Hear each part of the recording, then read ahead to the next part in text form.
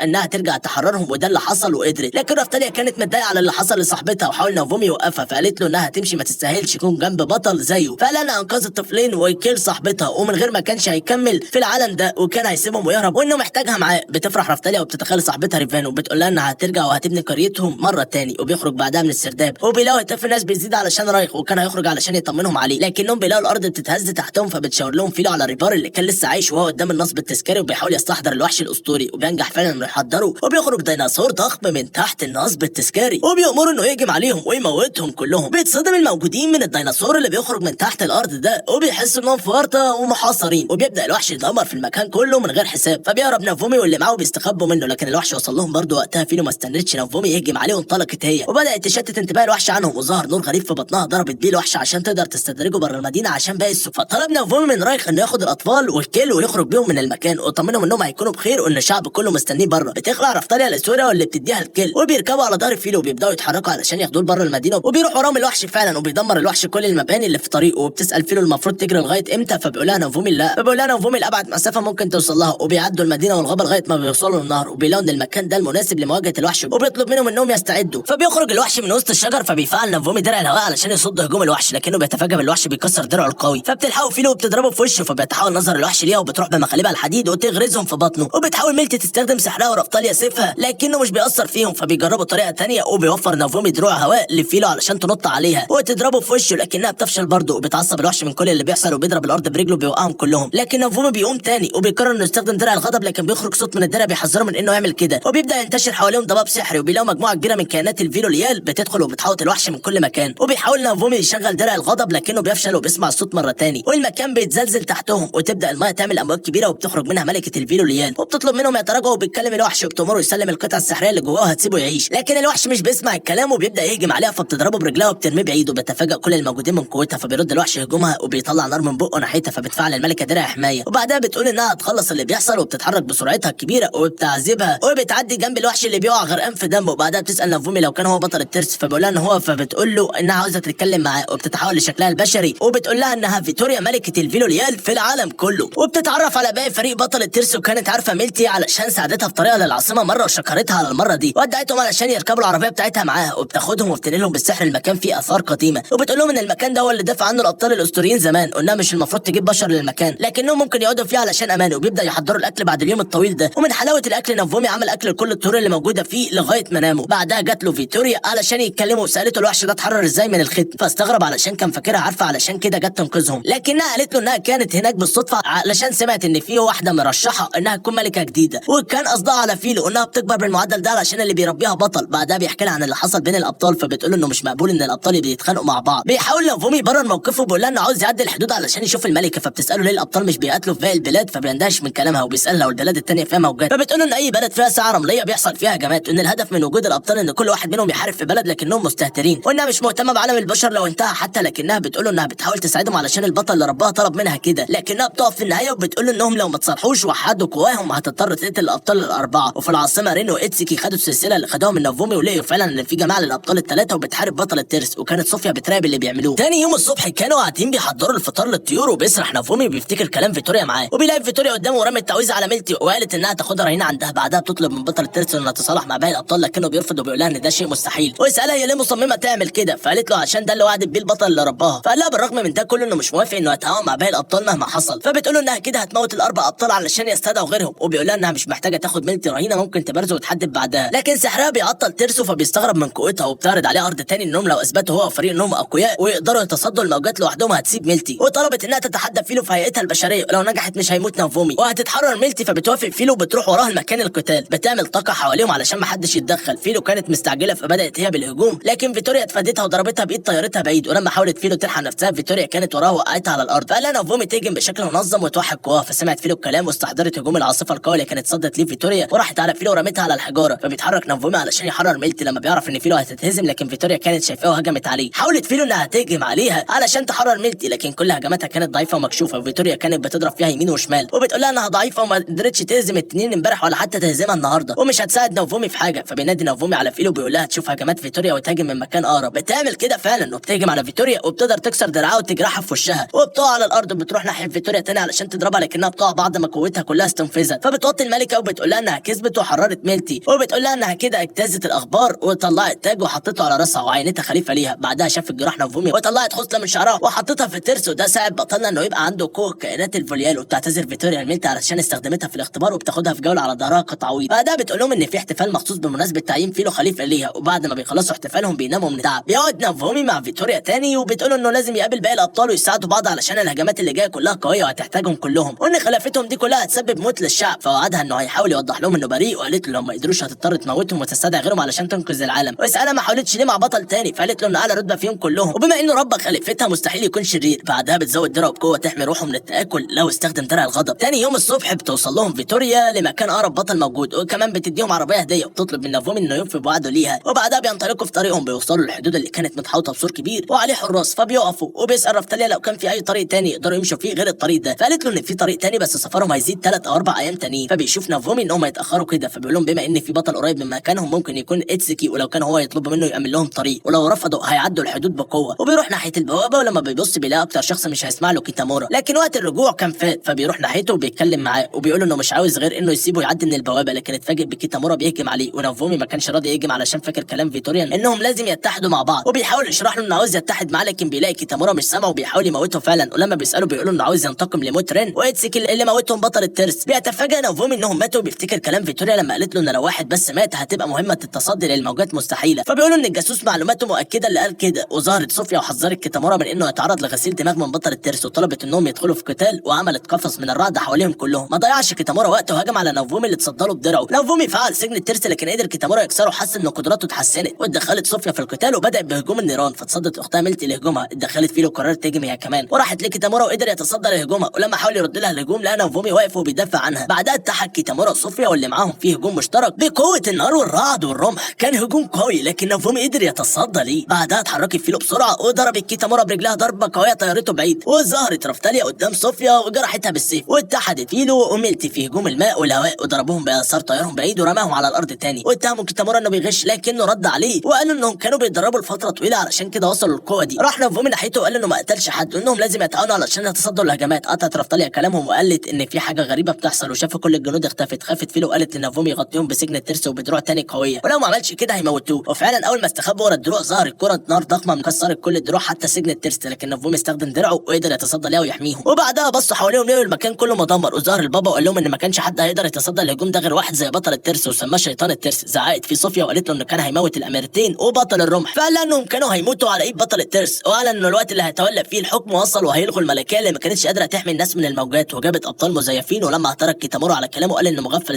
زي اتسكي ورين اللي مات اللي نالوا جزائهم. اتفاجئ كيتامورا من كلامه علشان كان فاكر ان نافومي موتهم، فقالوا انها مسرحيه علشان يقعوا في بعض، وان وقت المسرحيه خلص وانه هيخلص منهم كلهم دلوقتي. ومسك البابا سيفه ووجهه ناحيتهم، وبيوجه البابا ضربه قويه جدا ناحيه كل الموجودين، لكن نافومي كان جاهز وقدر يتصدى الهجمه دي بالرغم من قوتها. بعدها بيتحول شكل سلاحه وبتقول له ميلتي ان ده السلاح الناتج من ندم اسلحه الابطال الاربعه، وقوه السلاح ده مستحيل حد يقدر يقف قصادها. بطل الرمح ما كانش عاجبه اللي بيحصل وبيحاول يهجم عليه، لكنه بيلاقي ان في درع قوه حواليه بيحميه من اي هجمه، وبيحاول يستمد طاقته من صوفيا واللي معاه وبيعمل هجوم اقوى، لكنه فشل برضه ما قدرش يسبب له خدش واحد. بعدها استعرض قدرات السيف وهجم بيه، لكن نافومي اتصدى بيه، واتفاجئ الباب بهجوم السيف ال100 اللي دمرت كل دروعه. لما بص حواليه اتفاجئ لما لقى رين واتسكي لسه عايشين ووصلوا في اللحظه المناسبه. بينزلوا بعدها عند نافومي وكيتامورا علشان يوحدوا قواهم، وبيحاولوا الابطال يهجموا، لكن الدرع كان قوي جدا. وسالهم كيتامورا عن اللي حصل، فقالوا له انهم راحوا يجمعوا معلومات في الارشيف، ووصلوا المعلومه ان في نسخه طبق الاصل من اسلحه الابطال، فراحوا علشان يشوفوها لكنه كان فخ من البابا وفجروا المكان كله، لكنهم قدروا ينجوا بمساعده فرقه الظلال الخاصه بالملكه. وبيقرر رين واتسكي انهم يهجموا هجوم مزدوج، وبيحاول البابا يهجم هجوم مضاد، لكنهم كانوا اقوى وقدر رين يوصل له بعد ما كسر كل الدروع، لكن البابا اتصدى له بسلاحه. وبتوصل لهم اخبار ان جيش الملكه التأديب اتحرك من مكانه وقرب يوصل، وده خوف اتباع البابا، لكنه طمنهم ان طول ما السلاح ده معاهم مش محتاجين يخافوا من حد. الناحيه الثانيه الابطال قرروا انهم يحاربوا لغايه ما جيش الملكه يوصل، لكن نافومي بيرفض ينضم ليهم وبيقول لهم انه هيقدر يحمي نفسه واللي معاه من غيرهم. فبيقول له كيتامورا انه كده هيموت بتهمه هو ما عملهاش ولازم يحسن سمعته قدام الشعب. اتعصب نافومي وقال له ان هو اللي السبب علشان سمع كلام صوفيا اللي ضحك عليها هي كمان، واشتد الحوار بينهم. فحاولوا رين واتسكي انهم يتدخلوا، فلم نافومي على رين انه ساب جثه التنين تتعفن، فقال له انه متعود ان جثث الوحوش في الالعاب بتختفي، لكن هنا واقع وبسبب كده كان هيموت قريه كامله. بعدها لم اتسكي على الانقلاب اللي عمله انه بسببه الناس كانت هتموت من الجوع، واستغل الفرصه كيتامورا علشان يلوم الابطال، لكن نافومي فكروا بالمره اللي تسبب فيها ان النباتات تتحول لوحوش وتسيطر على قريه كامله، وقال لهم انهم ما كانوش قد ثقه الناس الكبيره فيهم. بيقطع كلامهم البابا اللي بيتريق عليهم علشان بيتخانقوا مع بعض في وضعهم الصعب ده، وانهم فعلا ما يستحقوش يكونوا ابطال، وبيهجم عليه بضربه اقوى، لكن نافومي بيتقدم وبيصدها، وبيقول لباقي الابطال انهم ما يفرقوش عن البابا بالنسبه له، انهم بيستغلوا سلطتهم وقدراتهم، لكنه موافق انه يتعاون معاهم بالرغم من كده علشان قطع وعد الفيتوريا. والاول مره الابطال الاربعه هيتعاونوا مع بعض في معركه، ولما بيلاقيهم كده البابا بيقول لهم انهم اختاروا الجنب الغلط لما وافقوا يتعاونوا مع الشيطان الترس، وجهز وقتها اقوى تعاويذه وحاوطهم بمبنى كبير علشان يبداوا المبارزه بينهم اللي هتحدد مصير المملكه كلها. الملكه كانت وصلت لها اخبار المعركه اللي دايره وان البابا معاه قوه كبيره، فجهزت نفسها وجيشها، وفي حلبة القتال بدا بطل الرمح والسيف هجومهم اللي ما اثرش في الدروع، فاستغلت فيلو الفرصه دي واتحركت مع رفتاليا بسرعه وكسروا درع من الدروع، وقدرت رفتاليا تهجم عليه بالسيف، لكن كان مجهز نفسه كويس وكل اتباعه مسخرين قوتهم انهم يعززوا قدرات الشفاء عنده. وقتها كان جاهز نافومي الهجوم الثاني واتحرك مع فيلو وقال لكيتامورا يهاجموا لما يقرب من البابا. عملوا كده فعلا وجات التعويذه ناحيته، لكنه شتتها في لمح البصر وقال لهم ان التعويذ ملهاش اي تاثير في المكان ده، وهجم عليهم هو بقوه الرياح وانقذتهم فيلو. المره دي بلغ البابا مساعدته انهم يزودوه بقوه اكبر علشان يجهز لاكبر هجوم ممكن يحصل وقتها، والابطال كانوا واقفين مش عارفين يعملوا ايه وهم شايفين قوه سلاحه بتزيد كده، فطلبوا منه الابطال انه يتصدى الهجمه دي بقوه درع، وكان ناوي يستخدم قوه غضب التنين، لكنه اتشتت وافتكر كلام فيتوريا لما قالت له ان استخدام القوه دي هيأذيه، لكن بيقرر نافومي انه يستخدم قوه التنين علشان دي الطريقه الوحيده انه يهزم البابا، وبيبدا يستدعي قوه التنين اللي ظهر له وطلب منه يسيب الكراهيه تتملك منه، لكن نافومي كان رافض وبيحاول يقاوم. فبدا يفكره بكل لحظه اتخانق واتذل فيها، ونجح انه يخلي الغضب يتملك منه ويتحول نافومي لشيطان الترس. لكنه بيسمع صوت بيوقفه، وكان صوت رفتاليا وفيلو وميلتي اللي قالوا له انهم هيشاركوه حزنه وغضبه. فنافومي ولقاهم هم الثلاثه حواليه وخدوا طاقته السلبيه، لكنهم كانوا مصابين وتاسف لهم انه تسبب في اذاهم. لاحظ نافومي ان في نص المعركه وطلب من باقي الابطال انهم يساعدوه، وافقوا كلهم انهم يساعدوه بالرغم من كل اللي بينهم. لكن بيقطع اللحظات دي سلاح البابا اللي كانت قوته اكتملت ووجه قوته كلها على شيطان الترس، وبيقدر يصمد في وش القوى الهائله دي. وبيستغرب البابا من تحمله انه بعد الهجوم ده ما بقاش في ناس كتير تدعمه بعد ما استهلكهم كلهم. وجي دور الابطال انهم يهجموا، وكلهم كانوا بيهجموا علشان يشتتوه لغايه ما قدر رين يقرب منه ويضربه. بعدها سدد له كيتامورا ضربه قويه من الرمح بتاعته واضعفته. وجي دور نافومي اللي كان على ظهر فيلو وراح بسرعه وكان بيتجنب ضربات البابا، وامتص كل النار اللي طلعت منه في درعه ورماها عليها تاني. وحاول الابطال يستغلوا الفرصه دي ويهجموا عليه علشان يخلصوا المعركه دي، لكنه استخدم الهجوم المضاد، واي هجوم كانوا بيرموه عليه كان بيرجع تاني عليهم. وبعدها استخدم قدرات التشتيت وخلى الحلبه كلها صور ليه وبتهجم عليهم علشان يشتتوا، وما كانوش عارفين الضربات جايه عليهم منين. لكن لحسن حظهم الملكه كانت وصلت وقدرت تجمد البابا في مكانه. وحاول نافومي انه يستغل الفرصه ويستخدم قدرات التنين الخاصه، لكنه نزف من كل حته في جسمه ودمه بقى على الارض. وقتها البابا حرر نفسه من التلج وكان هيموته، لكنه بيتفاجئ بتنين بيخرج من الارض اتكون من دم نافومي وكل البابا. بعدها بتنهار الحلبه وبيقعد نافومي وهو سايح في دمه. بيلاقوا الملكه وجيشها موجودين وبيطلبوا من الملكه ميريليا، فبتقول لهم انها مش هتسمح ان بطل الترس يموت. بيصحى نافومي بعد ما كان في غيبوبه لمده شهر، وبيلاقي مساعدينه حواليه وبيفرحوا انه فاق اخيرا، وبيقولوا له ان المهاره اللي استخدمها قويه ونادره لكنها بتدمر جسمه وجسم الخصم. وبتدخل عليهم الملكه وهم بيتكلموا وبتقول له انها مبسوطه انها قدرت تساعد بطل الترس اللي بيحمي المملكه من الموجات. بعدها خدته وطلعت وقالت له انها هتحكي له على كل حاجه، وبتقول له ان المفروض كان في مؤتمر لكل الممالك يتفقوا فيه انه كل مملكه تستدعي بطل، لكن في الاثناء دي الملك وصوفيا استدعوا الاربع ابطال، وده سبب غضب باقي الملوك وانها بقالهم فتره بتسافر عشان تحل الخلاف اللي حصل ده. فسالها اشمعنى هو اللي كان مكروه ولا، فقولوا تهم كتير. فقالت له عشان الملك من الاول مش بيحب بطل الترس، وده اللي ساعد البابا انه يتحكم فيه اكتر. وقالت له ان في بلاد تانية بيعتبروا بطل الترس بطل خارق، وانه لو فكر يمشي محدش هيمنعه. لكنها قالت له لو قعد هتبرئه من كل التهم وهتجيب له 500 قطعه ذهبيه. بعدها طلبت من الموجودين الخروج علشان عاوزه تكلمه على انفراد. وقتها طلبت الملكه من انه يبقى في المملكه علشان ما لهمش اي سبيل انهم يتصدوا لهجمات غير وجوده. فقال انه هيكون في اي بلد هتكون فيها الموجات سواء المملكه دي او غيرها. فطلبت منه الملكه انه يجي للقصر بكره علشان يتم تبرئته قدام كل الناس، واللي عمل فيه كده يتعاقب. فاستغرب انها تعاقب جوزها وبنتها. تاني يوم في القصر بيروح بدر ومعاه فيلو ورفتاليا، وبيقابلوا الابطال الاربعه في طريقهم وبيدخلوا كلهم للمملكه. وبعد ما بترحب الملكه بيهم بتامر الحراس انهم يدخلوا الملك والاميره اللي بيكونوا رابطين ايديهم ورجليهم، وبتعلن الملكه عن محاكمتهم. وعطوا لصوفيا شهره عبده علشان عندها كذب مرضي، وقالت لهم انهم اكتشفوا ان الاميره كانت متفقه مع بابا علشان يسقطوا الدوله، ولما انكرت اتكهربت من العلامه. بعدها سالتها لو كانت عاوزه تغتال اختها فانكرت فاتكهربت تاني من العلامه. واخر حاجه سالتها لو نافومي اعتدى عليها فعلا فاتكهربت برضه واغمى عليها. بطل الرمح ما كانش مصدق التهم اللي على صوفيا وقال ان هو اللي هيسالها. فسالها انه في اليوم ده لجأت ليه علشان كانت خايفه من نافومي. فقالت له ايوه فاتكهربت تاني من العلامه ووقعت على الارض. وقتها الملك اتكلم وقال انه استخدم كل الاساليب دي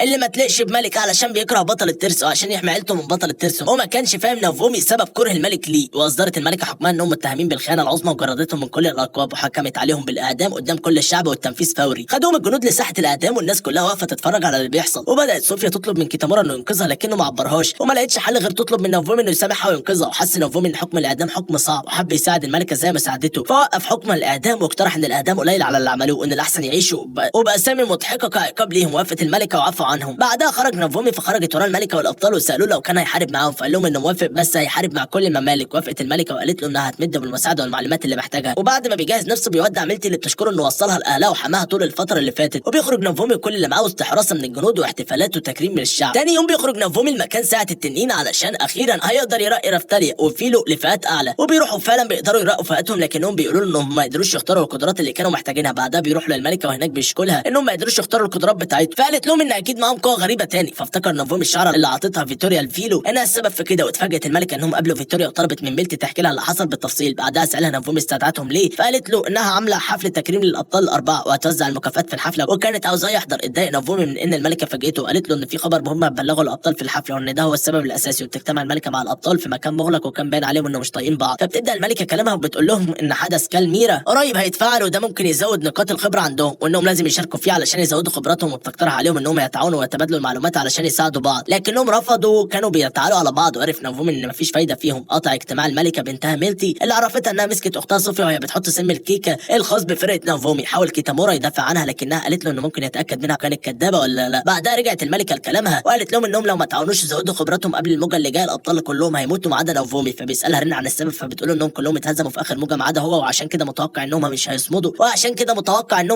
في الموجات اللي جايه. فبيوافقوا كلهم بعد ما بيقتنعوا. بيقول لهم نافومي انهم هيديهم كل خبراته، بس لازم هم يتكلموا قبله الاول. وبدا كل واحد فيهم بيقول فيهم المعلومات اللي عنده لغايه ما اختلفوا في الاراء وبداوا يزعقوا لبعض. ونافومي عرف انهم ميؤوس منهم وقاموا سابهم وبيضربوا في بعض. في نفس الوقت في القاعه واحد من الحراس كان بيستفز رفتاليا وبيقول لها ان بطل الترس ضعيف وانها من اشباه البشر ومش من حقها تحضر حفله زي دي، فتعصبت عليه واتقلبت الحفله لساحه قتال. تاني يوم بيروح للملكه اللي بتبلغهم ان السفينه اللي هتنقلهم مستنياهم في الميناء ولازم يتحركوا دلوقتي، وجت ميلتي علشان تودعهم. وقبل ما يمشي نافومي عدى على محل هارت علشان كان حابب يجرب مهاره قال له عليها باقي الابطال لما كانوا قاعدين، وهي استنساخ السلاح اللي من نفس النوع. مسك نافومي درعه وقدر يحصل على قدرته وبدا يجرب في كل الدروع. وهارت هيتجنن علشان كده مش هيقدر يبيع اي حاجه منهم، لكن بيقول له انه هيعوضه لما يرجع. وبيركبوا العربيه وبيتحركوا علشان يلحقوا السفينه، فتطلب منه رفتاليا انها تزور قريتها وبيوافق نافومي وبياخدها وبتروح تزور قبر ابوها وامها وبتقابل صاحبتها كال. لما بتخلص بتودعهم وبتروح مع نافومي وهم في الطريق بتساله لو كان هيسيبهم وبيمشي ومش بيقدر يقول لهم الحقيقه، فبيقول لهم انه هيفضل موجود. وبيركبوا العربيه لغايه ما بيوصلوا للسفينه اللي المفروض هيركبوها وبيلاقوا ابطال كتير مستعدين يركبوا. في السفينه بيتعرف نافومي على الارك وصاحبته تريسي وبيعرفهم على رفتاليا وفيلو، بيقول لهم ان اسمهم نافومي وفاكر انه مختار اسم مستعار على اسم بطل الترس فمش بيرد عليه. وبيكمل الارك كلامه بيقول له بطل الترس شرير وبيغش دايما واي حد بيعارضه بيتعرض للاعدام، وطلب منه يغير اسمه علشان شكله غلبان مش زي شيطان الترس. بعدها بيروح على سطح المركب وبيلاقي باقي الابطال دايخين وواعيين من التعب وبيستغربوا انه بصحته. بتيجي تريسي وبتقول له انه عرفت من رفتاليا انه بيقدر يصنع مجوهرات من الاحجار الكريمه، فبتطلب منه يصنع لها واحد واعطته كل الادوات. ولما طلع الحجر اعجب بيه وقال لها انه موافق وهيبدا فيه. واخيرا بيوصلوا لكالميرا بعد رحله طويله وهناك بيستقبلهم هاينبرغ حاكم كالميرا والمسؤول عن الابطال الاربعه في الجزيره. بعدها بيبداوا يلفوا في المدينه وبيعرفوا انها متكونه من مجموعه جزر والناس بتنتقل بينهم بالمراكب، وبيلاقي نفسهم قدام نصب تذكاري عملوا السكان الاصليين في المدينه. وبيجي لارك يقابلهم تاني وبيعرض عليهم انهم يكونوا فريق علشان يساعدوا بعض. الاول كان نافومي متردد لكنه وافق بعد كده لما عرف انهم عندهم خبره كبيره في المعارك. وبيبداوا جولاتهم في كالميرا وبيواجهوا وحوش ضعيفه لكنها بتكسبهم نقاط خبره كبيره، لكن الموضوع كان ممل. وبيلاقوا كوتامورا ورينو وإتسكي وصلوا لنفس المكان وبيتخانقوا مكان مين فيهم، فسابهم نافومي وخرج وراح بالمركب لجزيره تاني. وهناك واجه وحش على هيئه كلب مفترس وبيثبته هو لغايه ما فيلو بتضربه وبياخدوا نقاط خبره كتيره. وبيلاقوا ان اسلحتهم بتبوظ ومش هتكمل معاهم، فبيعمل لهم اسلحه من الوحش اللي لسه مموتينه لغايه ما يروحوا يشتروا اسلحه قبل الموجه. والليل كان بدا يليل لكنهم كملوا قتال وقدروا يحصلوا على غنائم اكتر، لكنهم لقوا حد بيقرب منهم فقاموا علشان يستعدوا. لكنهم بيطلعوا تريسي ولارك اللي قال له انه جاي علشان يدور عليهم لما لقى الليل وصل وهم لسه ما رجعوش، وقال لهم كفايه لحد كده ويرجعوا. وبيرجعوا بيروحوا مطعم وبيقضوا الليل كله في الاكل والاحتفالات. ونافومي كان مبسوط ان اول مره يجرب الحاجات دي. تاني يوم الصبح بيتقابلوا كلهم تاني وبيطلع نافومي الاسوره اللي طلبتها منه تريسي وبتعجبها جدا وبتديله فلوس كتير. بعدها بيركبوا المركب علشان يروحوا للجزيره وبيعرف ان مستوياتها عاليه. واول ما بيوصلوا بيلاقوا بطاريق كتير ولارك ما بيدهمش فرصه وبيبدا يموت فيهم هو تريسي اللي بتستخدم قوه غريبه محدش فيهم كان عارفها. وبيكملوا طريقهم وبيلاقوا اكبر واحد في الوحوش دي وقرروا يهاجموه علشان يزودوا نقاط الخبره. وبتستخدم تريسي سحرها علشان تزود قدره نافومي اللي بيقدر يموت الوحش الكبير. ولما بيخلصوا بيوزعوا الغنائم بينهم وبيروحوا وبيتفقوا انهم هيتقابلوا بكره على الجزيره. وفي البحر نافومي واللي معاه كانوا بيعوموا لغايه ما بيلاقوا بوابه كبيره فبيفتحها وبيدخلوا بيلاقوا ساعه رمليه واللي بتتصل بالدرع وبتبين ان فاضل يومين على الموجه الجديده. بيستخدم نافومي قدرته على الانتقال انيا وبيروح علشان يبلغ الملكه باللي لقاه، واللي بسرعه كانت مستدعيه الابطال ومنظمه جيش قوي في سفن علشان الموجه هتكون في البحر وهي كمان جت معاهم. ولما بيبص في السفينه اللي جنبهم بيلاقي لارك وتريسي هم كمان انضموا للهجوم. وسالت رفتاليا الملكه عن السكان فقالت لها ان هاينبرغ اخلى كل السكان وطمنتها ان القتال مش هيمتد للجزيره. بتبدا موجه الهجوم وبتنزل اسماك صغيره في البحر وبيقدروا يتصدوا ليها لما بيرموا براميل متفجره. اول ما بتخرج الاسماك المتوحشه بيضربوها بالاسهم، لكن الوحش الضخم اللي كان موجود كان بيعدي من تحت السفن وكانوا محتاجين